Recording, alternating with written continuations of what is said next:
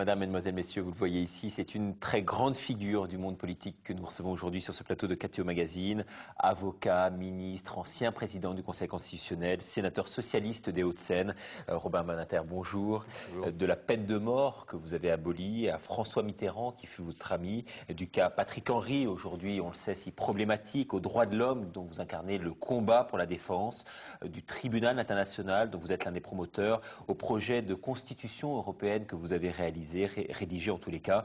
Les sujets, on le voit, ne manqueront pas pour vous interviewer, quasiment inépuisables avec vous. Merci en tout cas de nous consacrer cette heure d'émission en notre compagnie dans un emploi du temps, on le sait, si précieux. Premier thème, la peine de mort, la mort de la peine de mort, comme titrait l'hebdomadaire Le Point à l'époque, c'était en 1981. Voyez tout de suite, et on va vous demander de le commenter après, ce petit film qui montre votre état d'esprit à l'époque des faits, donc il y a un peu plus de 20 ans.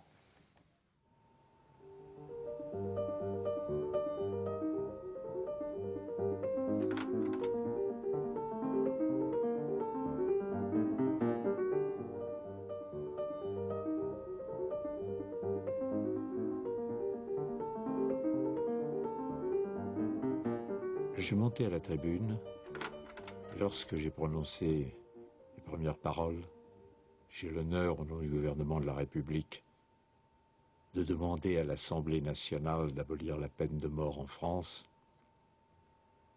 Prononcer cette phrase-là, à ce moment-là, dans ma vie, ça a été quelque chose d'immense. Je vous dirai pourquoi. Est-ce que plus qu'aucun autre, je sais qu'il n'y a pas dans la peine de mort de valeur dissuasive.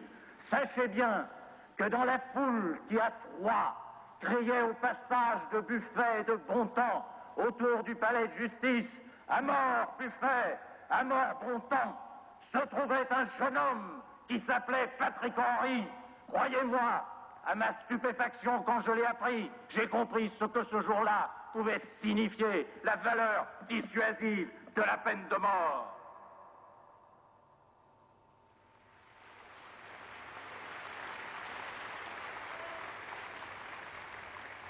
Le vote acquis, la deuxième journée achevée, nous sommes repartis heureux. Mais je savais que ce n'était pas encore fini. Il y avait le passage devant le Sénat. La majorité sénatoriale était très hostile au gouvernement de la gauche. Le débat a duré 3 jours, très passionné. Et j'ai vu, c'était la fin de la matinée, les chiffres s'inscrire du vote ultime de l'abolition.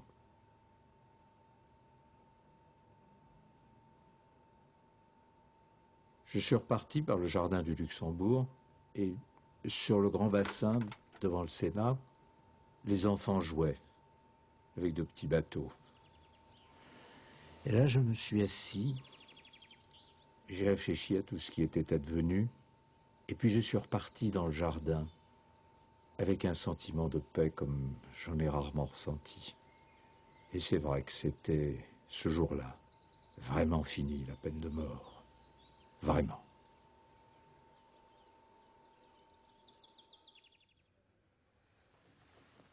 Voilà, donc beaucoup d'émotions effectivement dans cet extrait de film vous concernant. On va resituer et recontextualiser ça pour nos téléspectateurs. Le 18 janvier 1977, le procès de Patrick Henry s'ouvre donc à Troyes, grâce à l'intervention de 2 avocats, dont vous, Robert Badinter, qui avez fait de ce procès un plaidoyer vraiment contre la peine de mort.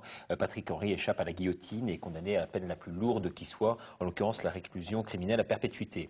Au juré de la cour d'assises de l'Aube qui vient de le faire échapper à cette peine capitale, eh bien Patrick Henry fait cette promesse, vous n'aurez pas à le regretter, dit-il. On sait aujourd'hui, bien sûr, ce qu'il est advenu, malheureusement. Aujourd'hui, le regrettez-vous, tout simplement. C'est à vous que je pose la question. Quoi? Est-ce qu'aujourd'hui, vous le regrettez? Enfin, voyons. Vous souhaiteriez que Patrick Henry soit en 2 morceaux, dans un cercueil, là, dans le carré des suppliciés? Ce jour-là, non seulement un homme a conservé la vie, mais ce qui est également très important, ce jour-là, la peine de mort en France a connu une défaite judiciaire sans précédent. C'est vrai que de considérer que, en tant qu'affaire criminelle, l'affaire Patrick Henry, il n'y avait rien à en dire. C'était un crime atroce, prémédité.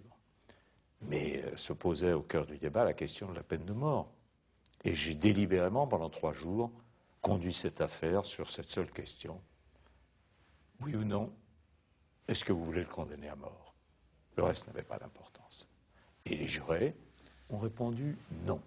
Alors, c'est parce qu'il a été mis en libération conditionnelle, après avoir d'ailleurs eu une conduite exemplaire en prison, fait des études, ce qui n'est pas si facile quand on est Patrick Henry en prison, passé des examens, appris un métier, ensuite sorti, s'est livré à cette infraction. Pourquoi, ça je ne le sais pas. Moi je ne l'ai jamais revu depuis le soir du verdict. Mais ce que je sais, c'est que ce faisant, c'est lui qui l'a reprécipité, et pour longtemps, dans la prison. Il demeure que, pour moi, l'essentiel est ailleurs. Et que ce jour-là, comme je le dis, non seulement une vie d'homme a été sauvée, mais surtout et aussi la peine de mort. C'est ça, parce que vous racontez... A été cruellement, croyez-moi, et à mon avis définitivement atteinte en France. Mais il fallait encore quelques années pour qu'on en prenne conscience. Eh oui, parce que vous racontez dans votre livre, notamment paru chez Fayard, à quel point ce combat qui fut le vôtre a été difficile, jusqu'au bout. Les Français étaient, comme les Américains aujourd'hui, attachés à la peine de mort.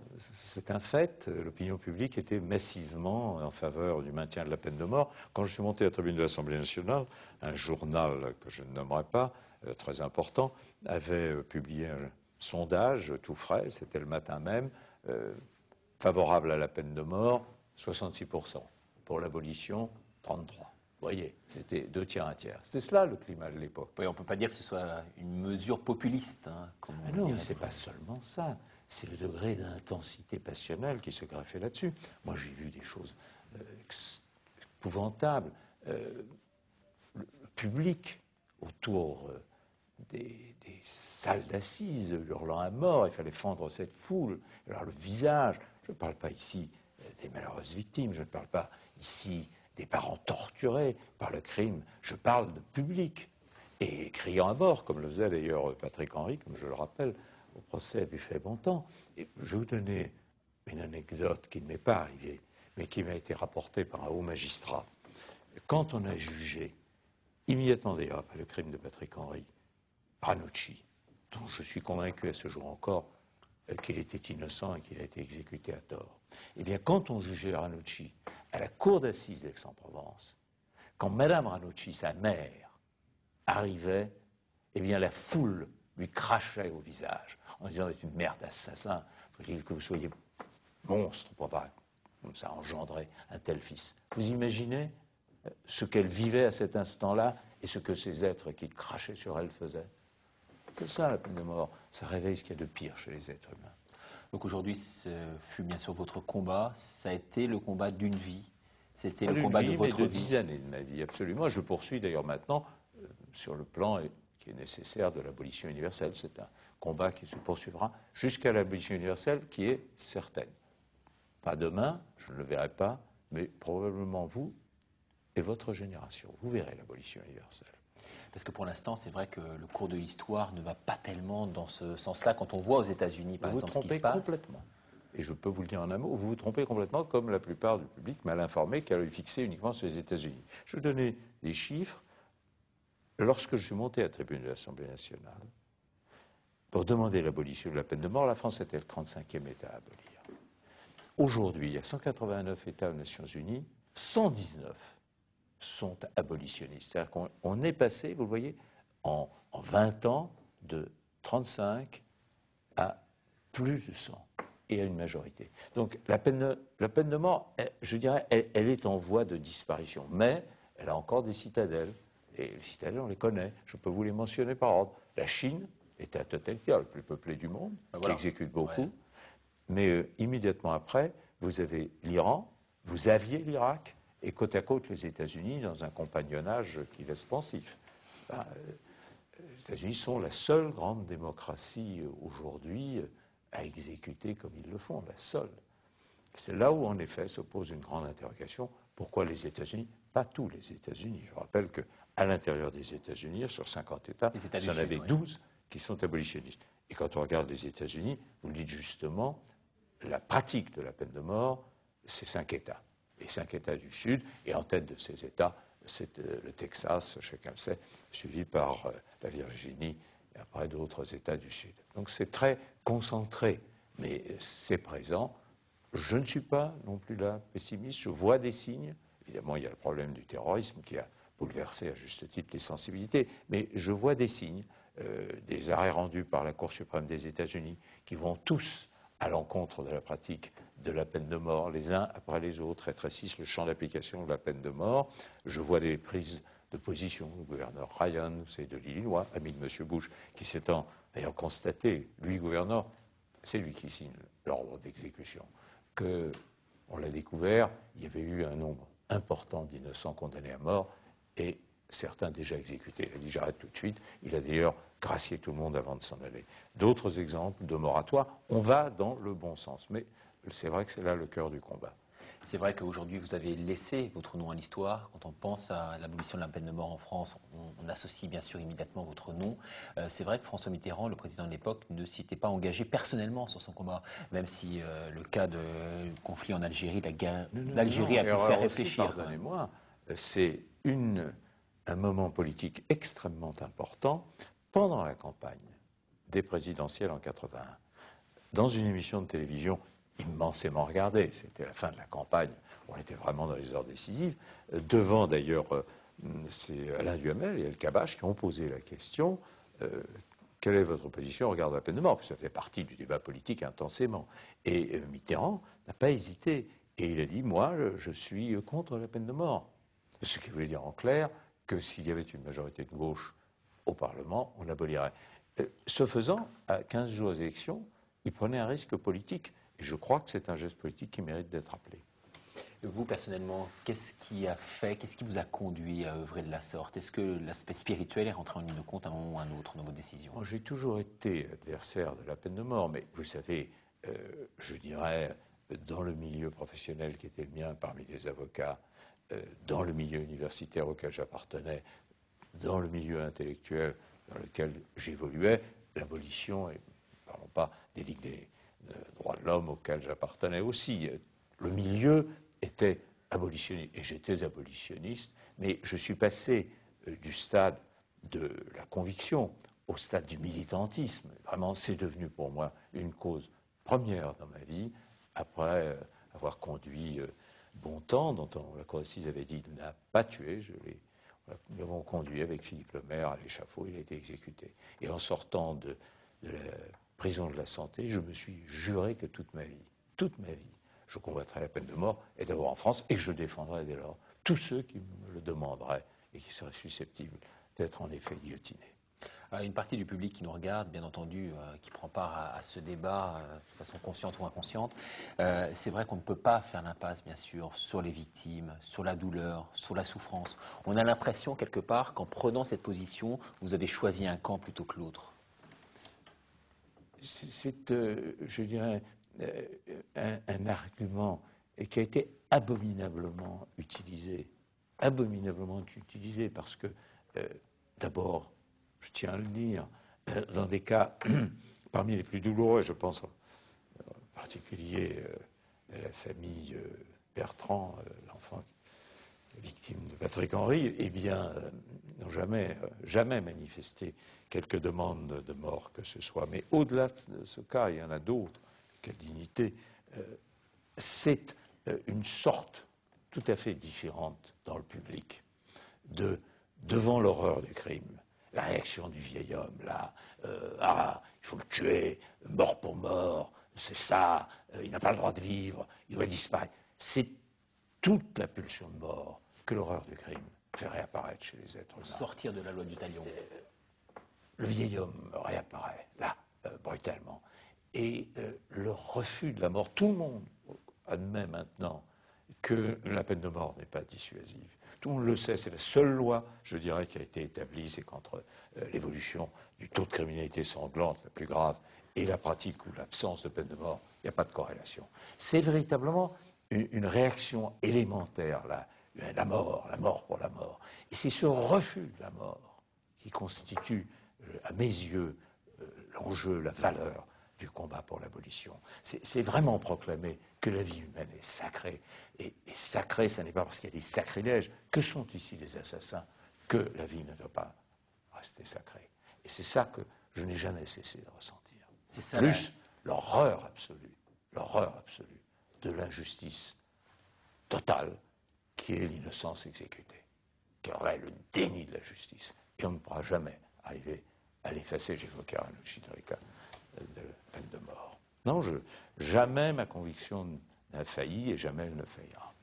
C'est vrai que pour redire un mot peut-être sur Patrick Henry, puisque c'est une question hautement d'actualité, on en parle beaucoup aujourd'hui, lui est atteint malheureusement d'un double syndrome, celui à la fois du vedettariat d'un côté, de la lourde incarcération de l'autre, donc deux phénomènes très difficiles à maîtriser. Est-ce que vous pensez que sa rechute va porter une atteinte très importante à toutes les entreprises de réinsertion qui sont menées à l'heure actuelle ici? Je voudrais d'abord rappeler que quand on parle, je ne parle pas ici de Patrick Henry, encore une fois, moi, c'était le combat pour l'abolition et je ne l'ai pas revu depuis le soir du verdict de 3 mai. Mon ami Boquillon, son autre avocat, le voyait. Patrick Henry, tout de même, quand on parle à propos de criminels de sang, de récidive, on pense aux crimes de sang. Pas à essayer de faire rentrer en France frauduleusement quelques kilos de hashish. Il faut quand même voir ce qui a été commis. Ça, c'est l'appât du gain. C'est une infraction commune. Dans son cas, folle par le risque qu'il prend au regard du profit qu'il peut espérer en tirer. Mais ce n'est pas le domaine de la récidive, la seule majeure, là, le crime de sang, non. Je marque d'ailleurs qu'il y a très peu, très très rarissimement des récidives de crimes à crime de sang, non. Mais le cas de Patrick Henry ne doit pas mettre en cause la question de la libération conditionnelle. Pas du tout. Pas du tout, il a eu sa chance. Elle lui a été donnée grâce à beaucoup d'efforts de sa part, mais je le dis aussi de ceux qui lui ont fait confiance, et cette confiance, il a manqué. Je suis convaincu que maintenant, il aura en réglé le coup très lourdement.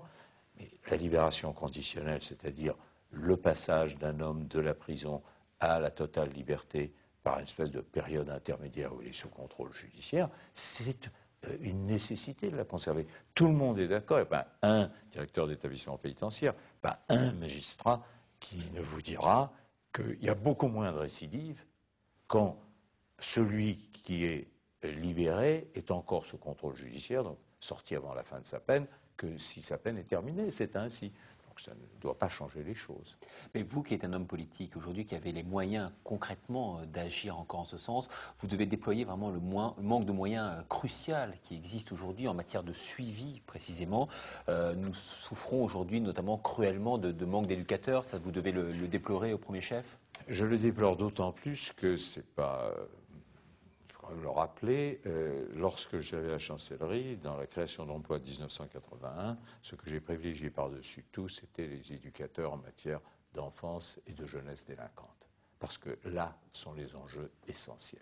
Et je déplore que sur ce point, la politique budgétaire depuis tant d'années soit toujours frileuse. Nous ne nous donnons pas les moyens réels de lutte contre la récidive. Nous ne nous donnons pas les moyens réels de la prévention du crime. Ce n'est pas vrai.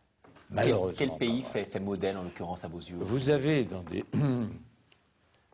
États du nord de l'Europe, tout le monde les Suède, connaît, oui, dans les vieilles démocraties qui sont les démocraties scandinaves, vous avez à cet égard des rapports très différents.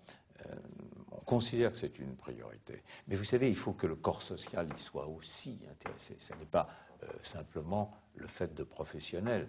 Il faut qu'intervienne, là, dans ce domaine, une volonté de tous les côtés de la société. Il faut prendre en compte cela. Cette prévention de la délinquance, il y a la prévention générale, vous savez bien, un cours là-dessus, mais enfin, il y a prévention générale. Qu'est-ce que vous avez comme urbanisation? Qu'est-ce que vous avez comme cité? Il y a des cités criminogènes. On en a fabriqué, comme si on voulait délibérément, ou en tout cas presque consciemment, mettre en place un milieu qui est propre au développement de la délinquance et de la criminalité. Une espèce d'aberration à laquelle on a assisté, notamment dans les années 70, d'aveuglement. Bon, c'est un exemple. On sait aussi que il faut pouvoir inscrire dans le cadre des cités et des éléments de sport. Le sport, c'est un élément très utile, et aussi d'autres foyers sociaux, des activités multiples. Et puis, pourquoi ne pas le dire, il y a la question de l'éducation, il y a la responsabilité de chacun, il y a la main tendue, il y a ceux qui rejettent et puis ceux qui essayent de comprendre et de saisir et d'aller vers l'autre. C'est tout un climat humain, vous savez, la prévention de la délinquance. Et à part ça, il y a les cas, hélas, où déjà l'infraction a été commise et on est dans le problème de la prévention de la récidive, qui alors, lui aussi, demande d'autres moyens et des éducateurs spécialisés. On ne va pas passer l'heure à parler de l'incarcération. Peut-être une dernière question liée là aussi à l'actualité. Faut-il tenir compte de l'âge ou de l'état de santé du condamné avant de le libérer? Cette question s'est posée récemment concernant Papon. C'est vrai que de nombreux avocats sont montés au créneau pour dénoncer une prise de position qui fut la vôtre et qui allait plutôt dans ce sens, dans le sens de sa libération. Alors, à la question qui m'a été posée à ce sujet, j'ai répondu très simplement. J'ai été en faveur du procès et du jugement de M. Papon. J'ai considéré que la décision rendue, celle par la Cour d'assises, était une décision fondée. Et je considérais que M. Papon devait être incarcéré. De façon à ce que les choses, la valeur que j'appelle toujours symbolique, expressive, morale de la justice au regard de tels crimes, soient claires. À partir de là, vous avez un homme qui a dépassé 90 ans, il a des affections cardiaques, peu importe. Il faut avoir vu ce qu'est une prison. Et il faut avoir eu auprès de soi des vieillards de 90 ans. Des États proches de nous interdisent toute incarcération à partir de 70, 72, 74 ans. Et à un moment, la prison n'a pas de sens. Et je me suis contenté de dire la prison n'a pas de sens. Même quand il s'agit de M. Papon, la prison n'a pas de sens. Non pas parce que c'est M. Papon, mais parce qu'il est nonagénaire. Et qu'à cet âge-là, il faut avoir le courage de dire il y a d'autres moyens. Il y a le bracelet électronique, il y a les versions visuelles, il y a pour beaucoup l'hôpital et la prison. Ce n'est pas fait pour les très grands vieillards. Alors bon, j'ai entendu en effet les protestations, notamment émanant d'un certain nombre de milieux de la communauté juive à laquelle j'appartiens. Je ne change pas ma position. Je le dis clairement, après 90 ans, la place d'un homme, quel qu'il soit, n'est pas en prison. Quant à savoir où il doit être, c'est au juge de l'application des peines d'en décider. Ça ne me concerne pas. Et on croirait que j'ai défilé dans la rue en criant partout « Libérez Papon ». Ça n'est pas exactement cela. C'est encore une fois une proposition générale dont il ne doit pas être exclu. Concernant la mort, en tout cas ses dérivés, au moment où on parle en France d'une pratique, en l'occurrence l'euthanasie, qui fait débat, en tout cas c'est vrai, le débat est de plus en plus intense en France concernant ce sujet, le Parlement a décidé de se pencher sur cette question ô combien épineuse, on le sait. Différents groupes politiques se sont rencontrés, ont été saisis, ont décidé finalement à l'unanimité la création d'une mission d'information. Est-ce que sur ce point, d'après vous, M. Banater, faut-il légiférer, oui ou non? Mais c'est un problème très difficile, constamment posé. J'avais eu l'occasion de l'évoquer dans une commission qu'avait créée Bernard Kouchner. En définitive, tout se joue dans la conscience du médecin. C'est lui qui, en définitive, prend la responsabilité de l'acte. Alors, l'euthanasie légiférée, ça veut dire très exactement prendre le code pénal et insérer dans le code pénal, après la définition du meurtre, une excuse absolutoire dans le cas où l'état du patient, etc. Puis vous énumérez les conditions. Vous faites cela. Très bien, cela peut se faire, ça peut se rédiger. Mais moi, je vois très bien ce qui adviendra. Ce qui adviendra, c'est que dès l'instant où vous aurez énuméré les conditions, la question sera posée, est-ce que toutes les conditions ont bien été respectées? Vous aurez des plaintes déposées, des enquêtes judiciaires qui seront, pour certaines, rendues publiques. Et la conséquence inévitable de cette judiciarisation-là, de la pratique de l'euthanasie, je peux vous le dire, ça sera évidemment de la part des médecins, dont certains ont fait l'objet de plaintes, de poursuites, etc. Une sorte de recul. Et finalement, qui aurons-nous gagné? Je pose la question. Légiférer, c'est facile. Les conséquences des lois, difficiles à mesurer. Je dirais là, laissons les choses comme elles sont. Laissons ça à la conscience des médecins, bien entendu à celle des proches. Je ne crois pas utile de légiférer dans ce domaine. Vous voyez, je ne le pense pas. tant d'un point de vue, je dirais, personnel que politique. La vie n'appartient pas à la politique, disait encore M. Raffarin à ce sujet il y a peu de temps. Vous le suivez sur cette question-là? Ce n'est pas ce propos ou un autre. C'est pour moi, je parlais tout à l'heure du caractère sacré de la vie. Il s'agit de quoi? Il s'agit d'éviter l'acharnement thérapeutique, de mettre un terme aux souffrances insupportables d'un être humain qui est condamné à mourir dans des conditions tragiques. C'est cela. Et je dis encore une fois, laissez les familles, laissez les médecins là, aller vers le terme.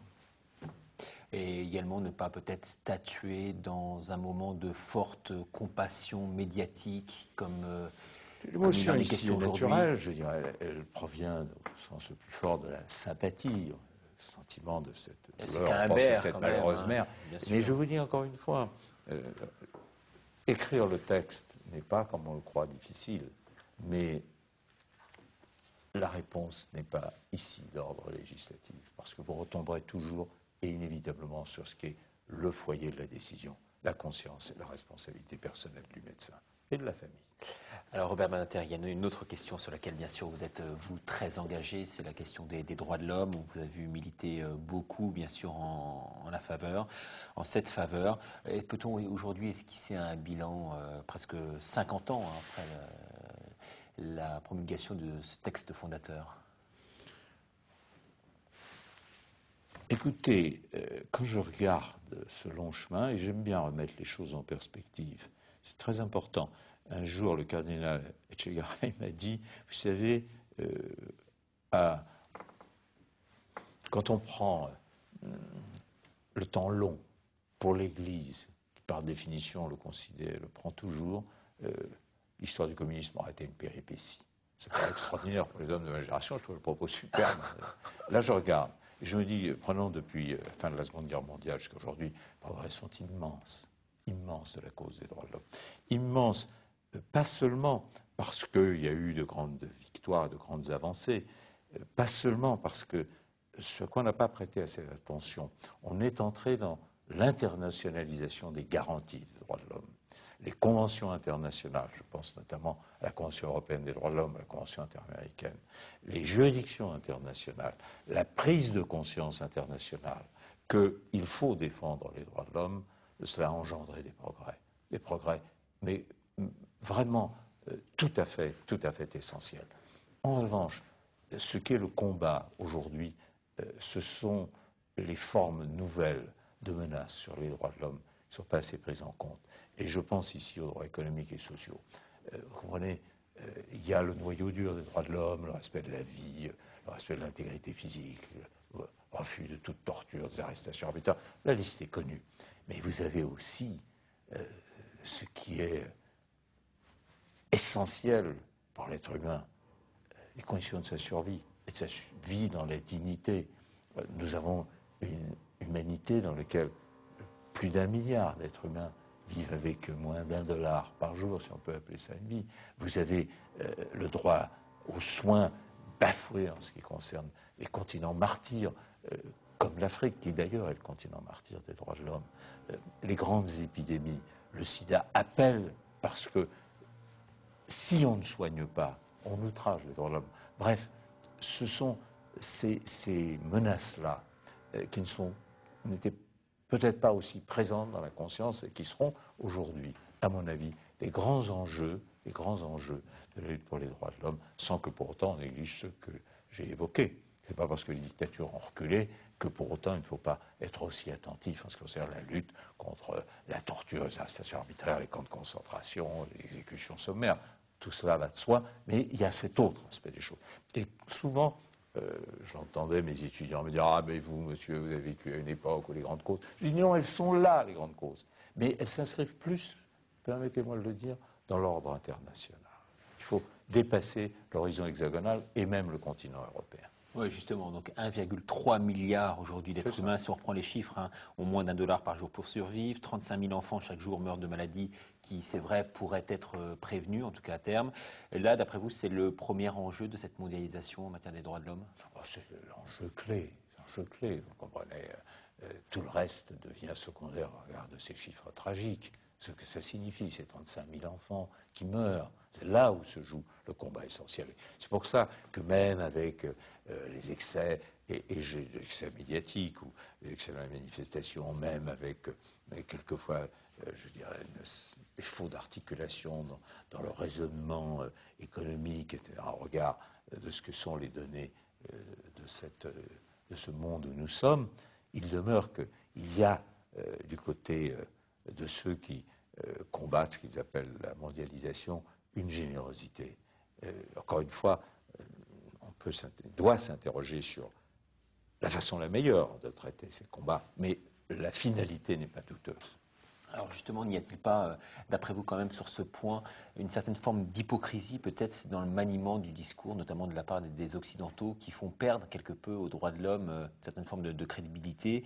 Et secondo, et ça rejoint cette première question, que pensez-vous aujourd'hui, M. Banatah, de la position française en la matière, qui se veut peut-être moins arrogante, moins dénonciatrice peut-être que par le passé, et qui prêche aujourd'hui davantage une coopération soutenue avec les États? On a toujours beaucoup prêché la coopération, on l'a moins mise en œuvre, on l'a beaucoup louangée. Mais la France, à cet égard, par rapport aux grandes autres puissances économiques internationales, fait figure honorable au regard d'une situation affligeante, ou si vous préférez, la France fait un peu moins mal que les autres. Voilà. Donc il n'y a pas de quoi en tirer fierté, mais au contraire, je dirais, une raison plus profonde d'agir. Alors maintenant, ce que je vous propose, puisqu'il reste une vingtaine de minutes, l'heure avance à grands pas, c'est qu'on s'interroge un peu sur votre parcours, je dirais, plus personnel. On va voir un nouvel extrait tiré de ce film dont vous nous avez très gentiment laissé les droits, un film de la 5e, évoquant votre vie, votre œuvre. D'un point de vue plus personnel maintenant, sur notamment ce qui est lié à la déportation de votre père, un moment bien sûr tragique dans votre histoire personnelle et que vous évoquez avec énormément d'émotion dans ce film. On regarde ça.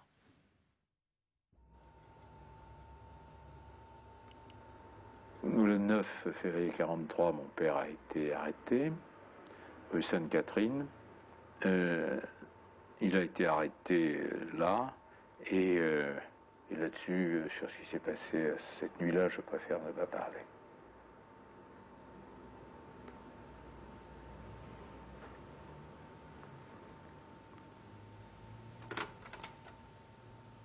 De Drancy, il a été envoyé au camp de Beaune-la-Rolande pour une dizaine de jours, et puis il a été déporté par le convoi du 25 mars 1943, Sobibor, dans la profondeur de la forêt polonaise, et c'était un camp d'extermination, et il a été liquidé, gazé le jour même.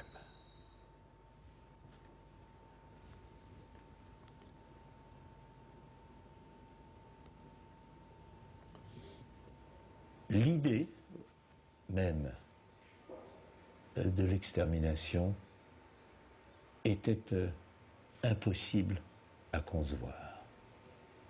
Personne ne savait ni n'imaginait la réalité. J'avais l'impression qu'on avait jeté mon père et d'autres membres de ma famille au bagne. Est-ce qu'on revient du bagne, était la question.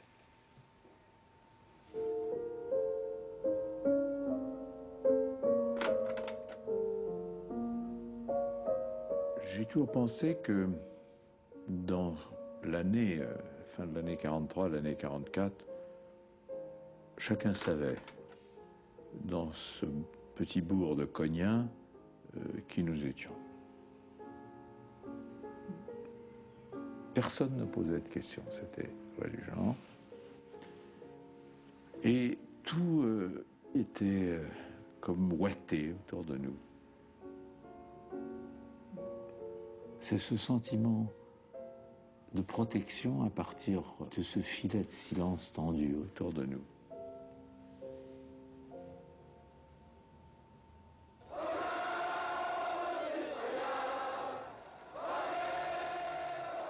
Après la libération, à l'automne, nous sommes rentrés à Paris.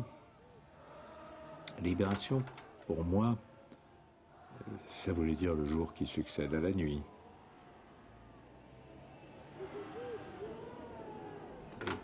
Tout devenait radieux. La justice régnerait. Les méchants seraient punis, les bons retrouveraient leur place.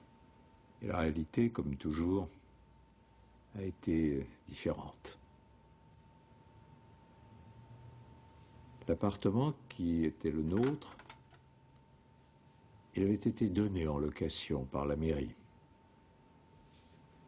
Il a fallu faire un procès pour le récupérer. Et à un moment donné, notre avocat a dit « M. Badinter est à l'heure actuelle dans un camp de déportation en Allemagne. » Et le président a dit ce que je n'oublierai jamais. Ça n'intéresse pas le tribunal. Vous imaginez, quand vous avez 16 ans et que vous entendez ça, ça n'intéresse pas le tribunal.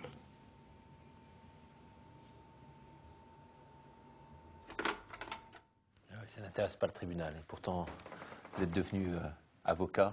Et peut-être un lien de cause à effet, vous pensez? Non, aucunement. Je suis devenu avocat par hasard. Ma vraie vocation était d'être professeur de droit. Je rêvais d'enseigner le droit, mais on ne pouvait pas passer l'agrégation en 25 ans.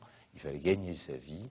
Et je suis devenu avocat, précisément en attendant de passer l'agrégation. Ensuite, je suis resté avocat, mais j'ai quand même, bien des années après, passé l'agrégation. Ainsi, j'ai satisfait mon rêve d'adolescent. Revenons à ces périodes si noires de la déportation. Personne, dites-vous dans le film, n'imaginait la réalité. Faut-il pour autant l'imaginer, cette réalité, pour quelque part mieux la dénoncer? Ou au contraire, faut-il l'occulter quelque part pour aussi un peu se préserver? Non, il faut avoir, à mon sens, fidélité à la mémoire. C'est-à-dire qu'il ne faut pas occulter, tourner le dos à son passé, l'effacer. Même s'il est aussi douloureux qu'on peut l'évoquer. Là, je pense en particulier à ceux qui ont vécu ou survécu. Mais, des camps de concentration. Mais il ne faut pas être prisonnier de la mémoire.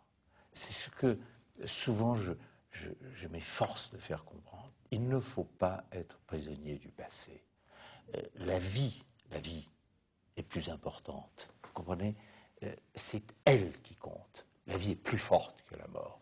Et je ne cesse pas de le dire, et notamment aux jeunes gens, il faut être, oui, conscient de ce qui fut. Oui, il faut être fidèle à la mémoire, mais il ne faut pas en être prisonnier. Mais c'est la vie qui importe. Et vous savez, à cet égard, de façon étrange, symbolique, je me souviendrai toujours, lorsque je suis allé pour la première fois à Auschwitz-Birkenau, c'était dans les années 50, début 60, je crois. Là, c'était au début du printemps. Et j'ai été jusqu'au bout du quai, là où il y a encore, là, en allant oui, un peu plus loin, vous trouvez les restes.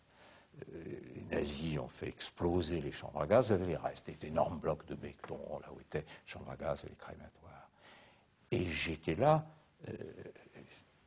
mon devoir, donc j'ai dit les prières des morts, et puis après je suis resté longtemps à méditer, il n'y avait personne à cette époque-là à Auschwitz, et entre les interstices des dalles de béton, là même, là, les marches qu'on descendait, il y avait des fleurs qui avaient poussé.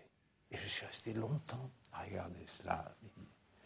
Et je suis revenu chez moi, à l'hôtel, à Cracovie, et j'ai écrit à ma mère, parce qu'elle était en effet hantée par tout ce qu'elle avait vécu, connu, tout ce qui s'était passé. Et j'ai dit, tu vois, je t'envoie cette fleur parce que c'est le témoignage que la vie est plus forte que la mort. Et de ce jour-là, j'ai toujours été convaincu qu'il fallait regarder la vie. Voilà, l'avenir, la vie. Et c'est vrai aussi dans l'ordre international. J'ai eu l'occasion de le constater longtemps après. dans la guerre des Balkans, je présidais la commission d'arbitrage de la conférence pour la paix pour l'ex-Yougoslavie, et je voyais, j'entendais, là, c'était clair sur haine, et puis comme nous tous, je mesurais ce qui se passait. Et j'avais pu mesurer que ces peuples, chaleureux par ailleurs, que je connaissais bien, j'avais été souvent dans l'ex-Yougoslavie, et à bien des égards, j'aurais pensé qu'ils étaient devenus fraternels, eh bien, curieusement, étrangement et tragiquement pour certains, ils étaient prisonniers de la mémoire. Ils revivaient dans ce conflit ce qui était advenu entre Oustachi et Tchetnik des décennies plus tôt. Et là, vous voyez, quand on parle de la construction européenne, à mes yeux, le symbole de préférer la vie à la mort, c'est en effet la construction européenne. Parce que les Français et les Allemands aient été capables de tourner ensemble la page de la mort et d'ouvrir ensemble la page de l'avenir, ça pour moi, c'est le triomphe même de ce que doit être la volonté politique dans ce cas-là de meilleur. Ça n'était pas le cas dans les Balkans, malheureusement. Concernant Auschwitz, peut-être une petite précision. À l'heure actuelle, nous avons effectué nous un reportage l'année dernière sur place. On a vu qu'ils essayaient de transfigurer un peu ce camp de la mort, pour en faire aujourd'hui un camp de loisirs, un camp touristique en quelque sorte. Sacrilège. Je le dis clairement, c'est oui. sacrilège. Mais c'est vrai que les hommes politiques ne dénoncent pas ça. On est très frappés de le voir. Clairement. On était sur place avec des autorités juives qui disaient mais faites-le savoir, ça c'est impossible. Il faut le dire, le redire, le rappeler, s'insurger. Et vous ne montez pas au créneau là-dessus, vous, personnellement? Mais à chaque fois que l'occasion m'en est donnée. Mais encore une fois, je ne savais d'ailleurs même pas, pour dire la vérité, qu'on a envisagé de le transformer Auschwitz en parc de loisirs. En tout cas, à l'époque où nous y étions, il y avait des dizaines de peintres qui étaient là à redorer le camp et en essayant de faire aujourd'hui non plus un lieu de mémoire, mais un lieu plus touristique, sans en faire forcément un parc de loisirs.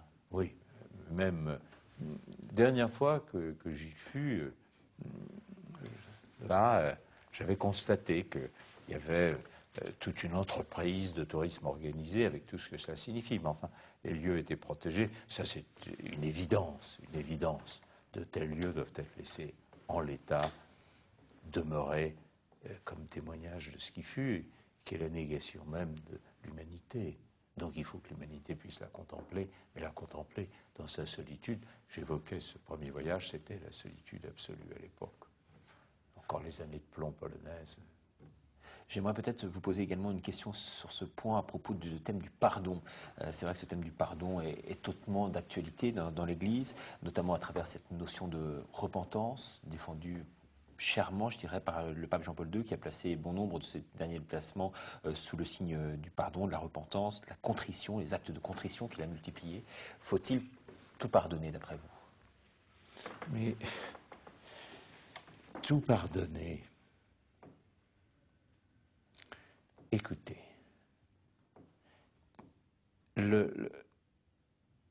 quand on évoque la repentance, c'est de la part de celui qui sent qu'il a besoin d'être pardonné. La demande vient de lui. C'est à l'autre, à ce moment-là, d'y répondre. Et chacun, à cet égard, doit mesurer ce que ça engage pour sa conscience. Moi, je pense, pour ma part, que tout le monde n'est pas apte à tout pardonner, mais que celui qui arrive au moins à se libérer de la haine, de la vengeance, celui-là a déjà fait un très grand pas, très très grand pas. Les âmes d'élite vont au-delà, mais on ne peut pas demander à tous les êtres humains d'atteindre ce degré-là de perfection morale, et au moins effacer la haine. Comme l'a déclaré récemment le grand rabbin d'Israël, le président Weizmann, jamais un pape n'a fait autant pour le peuple juif. Est-ce que je peux vous demander votre sentiment en la matière, d'un point de vue, je dirais, plus personnel, quelque part? Moi, j'ai vu les efforts considérables, l'action considérable du pape en ce qui concerne les droits de l'homme. Et vous l'avez dit, ce n'est pas une cause qui n'est qu'à un égard indifférente, et son action a été sur ce point immense. En ce qui concerne le peuple juif en particulier est un mouvement, vous savez, qui trouve son origine antérieurement déjà au pape actuel. Je crois que la prise de conscience, on évoquait ça tout à l'heure à propos de la repentance, s'est faite au lendemain de la Seconde Guerre mondiale, quand on a compris que le célèbre cri « mort aux Juifs » était devenu une réalité et qu'on mettait les Juifs à mort parce qu'ils étaient Juifs. À partir de là, l'association, vous savez, qui a été faite par Jules Isaac au lendemain de la guerre, chrétiens et juifs, et judéo-chrétiennes, les amitiés judéo-chrétiennes, ça fait beaucoup. Et pour moi, oui, c'est pour moi, c'est là essentiel. C'est l'importance du chemin parcouru.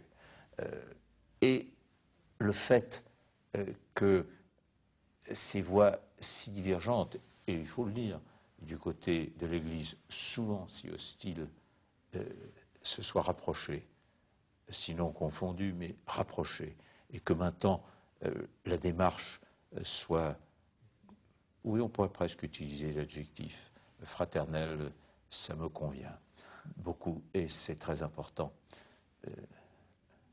Passé, j'ai évoqué le devoir de mémoire, on ne peut pas l'effacer par une repentance.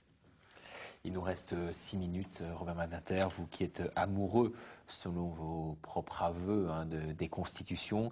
Vous êtes mis au travail là, récemment pour rédiger un projet de constitution européenne. Alors là, 2 questions. Est-ce que, d'après vous, la construction européenne aujourd'hui progresse? Et est-ce que le fait que la Constitution se dote d'un nouvel outil ne risque-t-elle pas, quelque part, de le freiner dans son essor? Je crois qu'il faut aller vers les choses célèbres, les choses compliquées avec des idées, sinon simples, en tout cas claires. Que l'Union européenne ait progressé, c'est évident, en termes quantitatifs et en termes d'espace. Nous sommes partis à 6.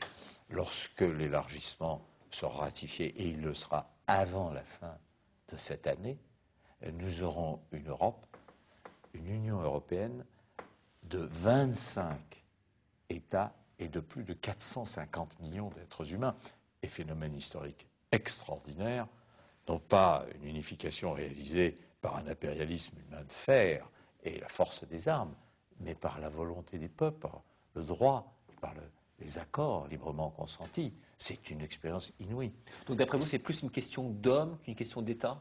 C'est un mouvement de l'histoire que des hommes d'État visionnaires, comme hélas il y en a trop peu, ont su penser au lendemain de la guerre, penser que le premier congrès à La Haye du mouvement fédéral européen, c'est 1947, 2 ans. On pourrait presque dire que la fumée des crématoires est encore là, que les plaies étaient à vif, cicatrisées. Et là, de grands hommes d'État européens ont compris qu'il n'y avait pas d'avenir en dehors de la marche vers l'Union. Alors, ils rêvaient des États-Unis d'Europe. Saluons Jean Monnet, la méthode adoptée était pragmatique. Voyons aujourd'hui. Alors, j'évoque une Europe de cette importance.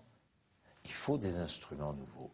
On ne peut pas vivre avec les instruments que nous avions, qui sont encore aujourd'hui ce traité de Maastricht pour l'essentiel, avec des améliorations, des changements à Amsterdam et à Nice. Mais précisément, tout l'objet de la Convention qui a travaillé sur ce projet de constitution, sous la présence de M. Giscard d'Estaing, mais il y avait là bien d'autres personnalités à côté de lui, et toute la Convention a travaillé, eh bien, ce projet a été rendu nécessaire. Pourquoi? Parce qu'on a constaté, pas seulement considéré, on a constaté que l'état des institutions européennes, pensé pour l'Europe de 12, ne pouvait pas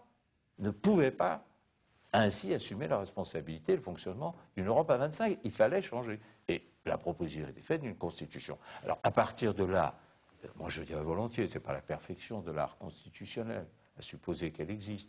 J'aurais beaucoup de critiques à faire, mais c'est indiscutablement supérieur à ce qui est, et dans ces conditions, il serait fou de ne pas l'adopter, même avec tel ou tel léger changement. Pourquoi fou?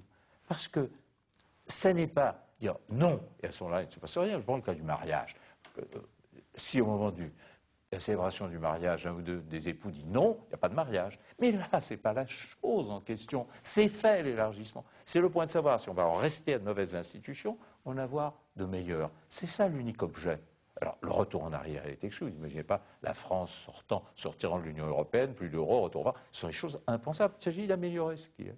Alors, bien, c'est un pas en avant, c'est un progrès tel qu'il est. On peut encore un peu l'améliorer. Il faut le voter, puis ça continuera. Vous savez, je dirais, au risque de faire de la peine à mes collègues conventionnels, nous n'avons pas fait une constitution pour l'éternité européenne, ni per secula seculorum. Ça, c'est ce que ça durera. Je suis convaincu que dans 10 ans, il y aura un nouveau traité. Mais justement, en la matière, est-ce que vous pensez que la souveraineté populiste a encore son mot à dire? Est-ce que les verrous, les garde-fous sont en train de sauter? Mais non, mais les États souverains restent souverains. L'originalité, la difficulté de la construction européenne, c'est que nous ne faisons pas un État fédéral. C'est une union d'États souverains qui transfèrent des éléments de souveraineté pour gérer au mieux les éléments communs. C'est ça, c'est très compliqué. Juridiquement, c'est le bonheur, évidemment, pour ceux qui aiment le droit complexe. Nous sommes tout à fait heureux de cela chez une poignée de spécialistes, mais disons-le très simplement, ce que l'Union européenne a réalisé, ça, je tiens à le dire. On dit qu'est-ce qu'on a fait. Vous vous rappelez le programme du Front populaire, je le dis à mes amis socialistes, c'était quoi? C'était le pain, la paix, la liberté. Eh bien, il est indiscutable que l'Union européenne a banni la guerre, complètement. Ça, c'est pour le pain. Pour la liberté, c'est l'espace de droit où les libertés sont le plus profondément et le mieux protégées. Et en ce qui concerne le pain, c'est-à-dire la prospérité, regardez ce qu'était l'Espagne, regardez ce qu'était la Grèce, regardez ce qu'était l'Irlande. Je prends à dessein ces exemples. Voyez ce qu'ils sont devenus grâce et dans l'Union européenne. Non, il faut, moi je suis tout à fait européen et je le dis aussi, c'est un exemple de ce que peuvent les hommes de bonne volonté ensemble. Les hommes de bonne volonté, sur ce dossier, vous rangez, je dirais, du côté du président Giscard d'Estaing, que vous avez combattu, et là je boucle la boucle, puisque le temps qui nous était imparti est maintenant dépassé, que vous avez combattu en d'autres temps, sur d'autres sujets, en l'occurrence la peine de mort, très violente. Ça ne change rien à ce que j'évoquais concernant l'avenir européen, qui est pour nous notre avenir à tous. En tout cas, je vous remercie infiniment d'avoir participé si gentiment à cette émission KTO Magazine, de nous avoir éclairé de votre science et de votre humanité. Merci infiniment, Monsieur Badinter, d'être venu ici parmi nous. Vous pouvez nous envoyer vos réactions. On les fera suivre à Monsieur Badinter en nous écrivant KTO Télévision, 2 rue Rouget de Lille, 92 130 ici les Moulineaux, ou en nous envoyant vos réactions sur notre site internet, comme vous le faites au quotidien, www.ktotv.com. Merci beaucoup et à bientôt pour un nouveau numéro de KTO Magazine.